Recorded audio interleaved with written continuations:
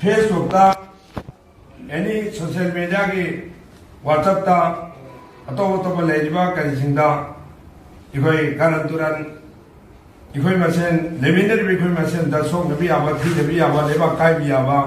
community सोक पे आबा इचे चल बिसिंगी इचे सोक पे आबा सुगुम्बा मखल लमगी इखोई कारण तुरन इरक्ति बमी सिंगसा अकन बमी जंगबा अंजुमन इस्लामी मासरा ना होग्रे असिगुम्बा हौरोक्तना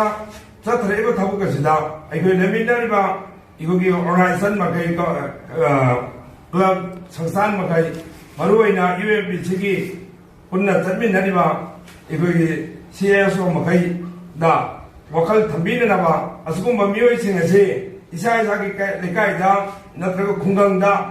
यावरप मतमदा इखोई हानदगी सिखोइना होनरी हारि UFPC ना पब्लिक चाइदे इमुंग खुदिंगमक्ता मिपुंग खुदिंगमक्ता थुंगनबा अचौबा इस्तमागी मौका सिगी ममांगदगी चे चाइदना अवेयरनेस कया प्रोग्राम पांथोकना लाई जना माजा अलिमुल मासिंग लाउरी मस्जिद जुमा के निमित्ते इमाम सिंह लाउरी हाइरी मसलगी हेदोपा यौरी बिसिंगजे चुमथोंगनबा मखोय वखल तामिननबा वारक मतेम तोमिननबा मतुंग अमक अन्ना तरोक्तनरबी दमक्ता अखोय मानबा वखल मथमिननसि हाइना पुन्नमक्ता अंजुमन इस्लामी मास्टर के माइकैदगी अमसुंग UFPC की प्रेसिडेंट अमा ओइना मियामदा मसिगे अकनबा अपील अमा तौजरी MMWO ना वार्निंग पिरकली लमदम असिगी लैहाउदा चही चा कया नुंसी चानना हिंगमिन्नरकलीबा इगी मरीसु ओइरिबा मैतै अमदी मैतै पांगल हाइरिबा फुरुप अनि असिगी मरक्ता यमौनहनबा याबा मवोंगदा सोशल मीडिया प्लेटफॉर्म सिंगदा सोशल मीडिया यूजर खराना फुरुप कांगलोप नाइबा मवोंगदा पोस्ट तौरकपा अमदी थमोय सोकपा याबा मवोंगदा कमेंट तौनरकपा असिना मरम ओइदुना फुरुप अनि असिगी मरक्ता खाइबुंग तानबा होनरकलिबा असि लाइबक थीबनी लैबा की लूरबा तनफम कयादा पुन्ना लेमिन्नदुना अवा नुंगाई सरुक यादुना लागलिबा फुरुप अनि असिगी नुंसी चानजबा तत्नबा थानबा यारोइदबा मरी कायना हन्नबा होनरकलिबा असि MMWO ना येंगदुना लैरोय मैतै पांगल सिंगी मरक्तगी सोशल मीडिया दा इगी मरी ओइरिबा मैतै सिंगी थमोय सोकदबा पोस्ट अमदी कमेंट तौरिबा मियोय सिंगी मथक्ता MMWO ना मियेंग चंगबगा लोइनना action taken तौरगनी लोबना मियांगबा लोइनना action taken तौरगनी लोइनना Meitei इचिल इनावगी मरक्तगिसु Meitei पांगलगी धर्मगी lining Lysol पंदुना थमोय सोकपा याबा पोस्ट तौरिबा अमदी कमेंट पीरिबा सिंग असिसु Meitei इचिल इनाव सिंगी leading CSO सिंगना मियेंग चंगबिनबसु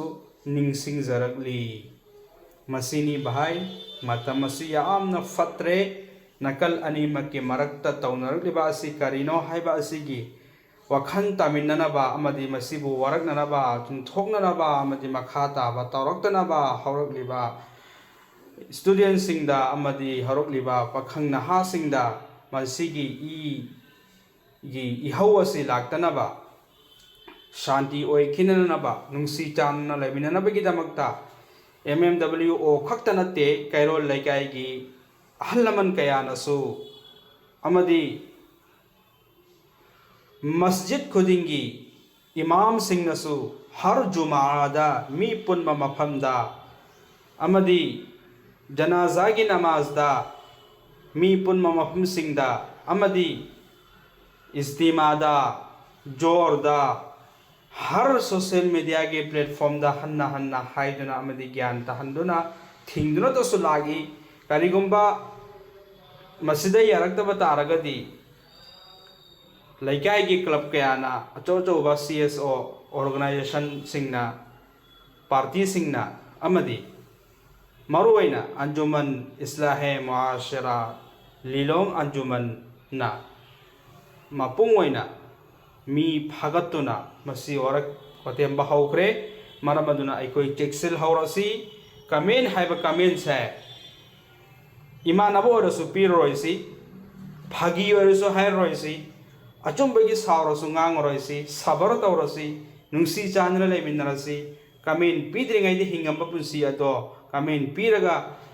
hingba punsi ga kali khenaba leige kamen pidringai hingamba punsi na nungaina chatpa thokpa ki balairamde nungsinabagi nungsinaba toirami mateng pangnarami amaga lambi taknarami awa nungai pathana hanarami adu hojikti madugi yengthunanaba yengthinanaba amadi nakan naiba side effect naiba adugumba wahi wata kaya patthokpada leirakadra haibagi akiba leiba se kanagi wahodagino haurakliba nakhoi comment bet comment fataba comment bidaba nakhoi singa se ngasidagi amata yaroi haiba se aigi maikei dage so haijari warobiganu